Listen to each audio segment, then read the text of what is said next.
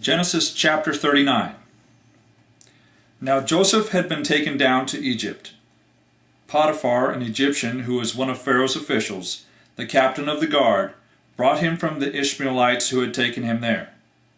The Lord was with Joseph, and he prospered, and he lived in the house of his Egyptian master.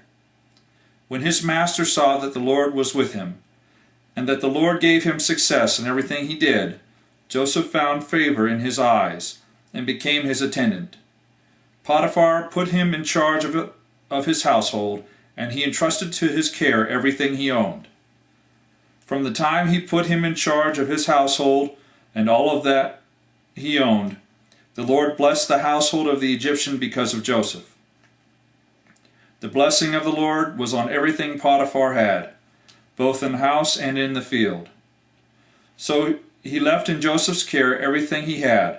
With Joseph in charge, he did not concern himself with anything except the food he ate. Now Joseph was well built and handsome, and after a while his master's wife took notice of Joseph and said, "Come to bed with me." But he refused. "With me in charge," he told her, "my master does not concern himself with anything in the house. Everything he owns he has entrusted to my care. No one is greater in this house than I am.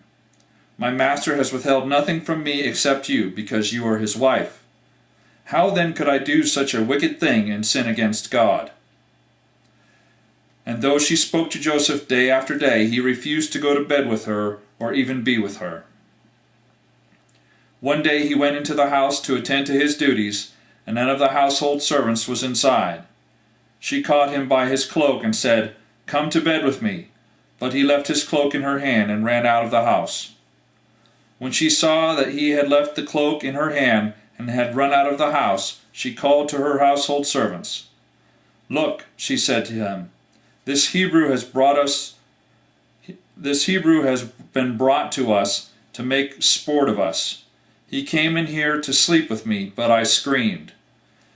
When he heard me scream for help, he left his cloak beside me, and ran out of the house."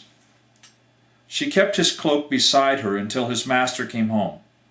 Then she told him this story. "That Hebrew slave you brought us came to me to make sport of me. But as soon as I screamed for help, he left his cloak beside me and ran out of the house."